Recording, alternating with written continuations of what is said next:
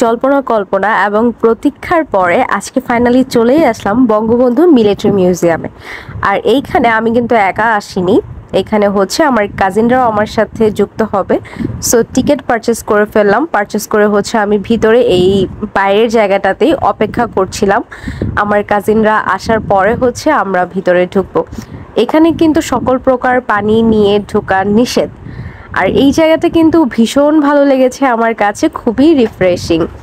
যাই হোক, আমার কাজিনরা হচ্ছে চলে আসছে আর ওদেরকে নিয়ে আমি এখন চলে যাচ্ছি মিলিটারি মিউজিয়ামের ভিতরে। নর্মালি আমরা মিউজিয়াম কথাটা শুনলে আমাদের কি মনে হয় যে সেইখানে হচ্ছে কাচের দেয়ালের ভিতরে হচ্ছে জিনিসপত্রগুলো থাকবে আর আমরা সেগুলো দেখব, সেগুলোর হচ্ছে জাস্ট ব্রিফিং লেখা থাকবে, সেগুলো পড়বো। তো সেভাবে আমরা হচ্ছে মিউজিয়ামগুলোর সাথে পরিচিত, কিন্তু এইখানে এসে আমি যেটা দেখলাম যে এইখানে আসলে এত এত প্রযুক্তির ব্যবহার করা হয়েছে। এখানে কিন্তু অলওয়েজ এই যে এরকম স্ক্রিনে আপনারা দেখতেই পাচ্ছেন যে ভিডিও শোগুলো হচ্ছিল, আমরা সেগুলো দেখছিলাম। এবং এইখানে যে যুদ্ধের সময়কার সামরিক বাহিনীর যত কিছু ছিল সব নিদর্শন কিন্তু এইখানে ছিল, এবং এইখানে প্রতিটা জিনিস স্পেসিফিক করে লেখা ছিল। প্রতিটা কর্নারে একটা করে এলইডি টিভি লাগানো ছিল, সেখানে সকল কিছু সুন্দর করে দেখানো হচ্ছিল। এখানে মূলত প্রতিটা জিনিস সেক্টর অনুযায়ী হচ্ছে ভাগ করা ছিল। যেমন বিমান জাদুঘরের যে বিমানের সেক্টরটা সেটা হচ্ছে আলাদা ছিল, সামরিক যে বিষয়গুলো আছে সেগুলো নিয়ে হচ্ছে আলাদা একটা সেক্টর ছিল, মুক্তিযুদ্ধের আলাদা একটা সেক্টর ছিল, তারপর নৌবাহিনীর আলাদা একটা সেক্টর ছিল। তো প্রতিটা জিনিসের আসলে আলাদা আলাদা সেক্টর করে তারা স্পেসিফিক ভাবে হচ্ছে বোঝার জন্য এই কাজটা করে রেখেছেন। এখানে হচ্ছে আমার কাজিনের যে ফ্রেন্ড আসছিল ওর সাথে, ও হচ্ছে আমাদেরকে খুব সুন্দর করে ডিটেইলে বোঝাচ্ছিল, কারণ ও এটার সাথে ওয়েল ওরিয়েন্টেড।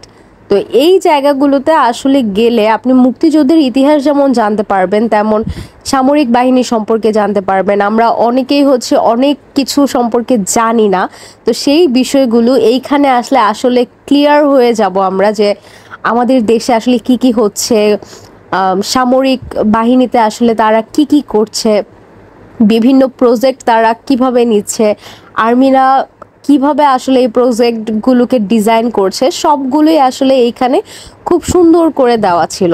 তার উপর তো ইতিহাস আছেই, ইতিহাসগুলোকে এত সুন্দর করে এখানে ব্রিফ করা ছিল।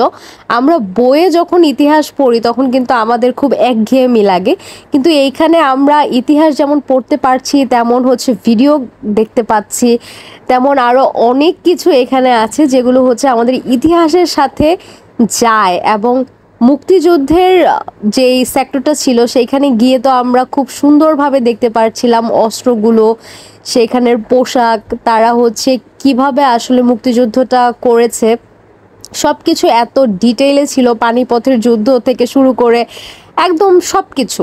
সো এই বিষয়গুলো আসলে জানার জন্য বাচ্চাদেরকে নিয়ে এইখানে যাওয়াটা আমার মনে হয় যে একটা বেস্ট ডিসিশন। আর এখানে কিন্তু ঘুরতে পারার সাথে সাথে হচ্ছে মুভিও দেখা যায়।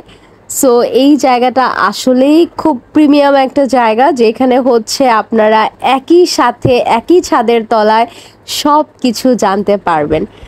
সো আমরা হচ্ছে ঘুরে ঘুরে পুরোটা দেখছিলাম। আমার এই ভিডিওটাতে আসলে ছোট্ট ভিডিও, সো এখানে আমি অনেক বেশি ডিটেইলে বলতে পারিনি। আমি বলবো যে আপনাদের যদি ডিটেইলে জানতে হয় অবশ্যই আপনারা এই প্লেসটা ভিজিট করবেন।